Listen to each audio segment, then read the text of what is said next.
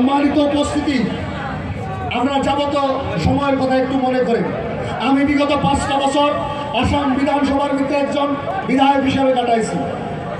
আর আমার এই দল আমার 27 বছর বয়সে অতি দরিদ্র ঘরে থেকে তুই লাইনে আমার বিধায়ক বানাইছে। আমার নির্বাচনী বছর আদিত্য স্যার, আমাদের দলের সুপ্রিমো হযরত মৌলানা বদরুদ্দিন আজমল সাহেব আর অন্যান্য প্রতিনিধিরা তারা গেছিল। তারা হাজার হাজার মানুষের সমাগম তখন করছিল। একটা সাধারণ গর্তনে নিয়ে আসা ছেলেও আর ছেলের নির্বাচন যদি জনগণে নিয়ে নেয় তাহলে নির্বাচন জয় করা যায়। আর আজকে আমি আমার চোখের সামনে লক্ষ্য করছি আমার ভাই ইমদাদ হোসেনের নির্বাচনে, এই নির্বাচন ইমদাদ হোসেনের নির্বাচন হয়ে রয় নাই, এই নির্বাচন চমরিয়া সমষ্টির সর্বসাধারণ জনগণের নির্বাচন হয়ে দাঁড়াইছে ইনশাআল্লাহ। নির্বাচন চমরিয়ার, এই নির্বাচন চমরিয়ার প্রত্যেকজন জনগণের, এই নির্বাচন চমরিয়ার প্রত্যেকজন যুবকের, এই নির্বাচন চমরিয়ার প্রত্যেকজন মাওচাষী।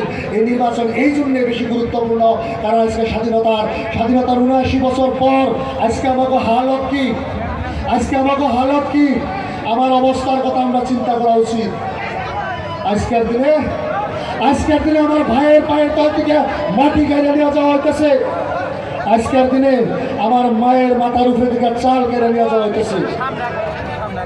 উচ্ছেদের নামে জালিমের জুলুম নামিয়ে আনছে হেমন্ত বিশ্ব শর্মা। উচ্ছেদের নামে শত সহস্র মানুষকে রাস্তার ভিখারি বানাইছে ওই হেমন্ত বিশ্ব শর্মা। বিগত 10 বছরে প্রায় 27,000 পরিবারকে উচ্ছেদ করে যে ধরনের বেঘর বানাইছে, যে ধরনের অন্যায় অত্যাচার আমাকে করছে, ওই অন্যায় অত্যাচারের যদি কেউ প্রতিবাদ করছে আসামের রাজনীতিতে তাহলে শুধু আর শুধু এআইইউডিএফ দল করছে কিনা নাই?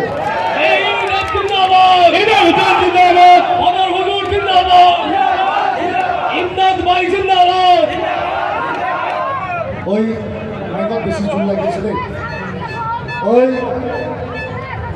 ওই দরং জেলার ভিতরে যে সংখ্যা মানুষের উচ্ছেদ হয়েছিল, সোনাপুরে যে সংখ্যা মানুষের উচ্ছেদ হয়েছিল, পাইকানে যে সংখ্যা মানুষের উচ্ছেদ হয়েছিল, যে সংখ্যা হাসিরা বিলে উচ্ছেদ হয়েছিল, কেউ কি বোকালে যা দাঁড়াইছিল ইউডিএফ ব্যতীত অন্য কেউ বোকালে যা দাঁড়ায় না। শতভাগ সংখ্যালঘু মানুষের ভোট দিয়ে জিতে যাওয়া মানুষের প্রতিনিধি রকিবউদ্দিন সাহেব কোনোদিন ওই মানুষের পাশে যে দাঁড়ানোর নজির কোনোদিন নাই। ওই আপনাদের নন্দিতা আসিল ওই জায়গায় মেলে, তারাও কোনোদিন যায় না ওই জায়গায় মানুষের সামনে দাঁড়িয়ে যে দুইটা কথা কব, একটু যে সহায় করব, তার কোনো নজির, তার কোনো উদাহরণ কোনোদিন নাই। অর্থাৎ তাকে আমাকে ভোট ভালো লাগে, তারা আমাকে সমস্যা সমাধানের দিকে, তারা আমাকে সমস্যা আর সময়তে পাশে যে দাঁড়াইবার দিকে তাকে 1 ফুট সময় কোনো সময় মিলে না। এই কথাই বাস্তব, এই কথাই হকিকত, এই কথাই সত্যি। তাহলে ওই জায়গায় যে যদি কেউ দাঁড়ায় কেনা দাঁড়ায়, ওই জায়গায় যে যদি কেউ প্রতিবাদ করে কেনা করে, ওই জায়গায় যদি এক মুষ্টি চাউল দেওয়া হয় কেনা দেয়, ওই জায়গায় চাউল দিলেও দেয় বদরুদ্দিন আজমল।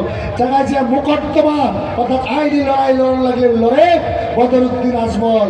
আর যদি যে সামনা বন্দুকের সামনে যদি লড়াই লড়তে হয় তাও লড়ে বদরুদ্দিন আজমলের সৈনিকরা, বদরুদ্দিন আজমলের বিধায়করা। কথা ঠিক কিনা নাই? আওয়াজ দেন না কেন? দেখেন, যদি উচ্ছেদের আগে যদি মোকদ্দমা লড়তে অর্থাৎ আইনি লড়াইতেও যদি বদরুদ্দিন আজমল, যদি মানুষের ওই জায়গায় পুলিশের সামনে লড়াই প্রতিবাদ আর প্রতিরোধ করার লাগে, তার জন্যও যদি বদরুদ্দিন আজমল ওই মানুষের উচ্ছেদ হয়ে যাওয়ার পরেও একটা তাম্বুতির ফল এক মুষ্টি চাইলেও যদি কেন লাগে, তাও যদি বদরুদ্দিন আজমল, তাহলে বদরুদ্দিন আজমল নাই করে। বদরুদ্দিন আজমল প্রত্যেকের দেলে প্রত্যেকের রন্ধ্রে আর বদরুদ্দিন আজমল সাহেবের যে অবদান আসামের জমিনে, যে অবদান আসামের সংখ্যালঘু বঞ্চিত মজলুম মেহনতি মানুষের জন্য, এই অবদান আমরা কোনো সময় ভুলি না। বদরুদ্দিন আজমল সাহেব আমাদের জন্য মসিহা, বদরুদ্দিন আজমল সাহেব আমাদের জন্য ভরসা, বদরুদ্দিন আজমল সাহেব আমাদের জন্য বট বৃক্ষ স্বরূপ, যার নেতৃত্বে একটা মুক্ত কণ্ঠ, একটা মুক্ত সংগ্রাম আসামের রাজনীতিতে চলতেছে।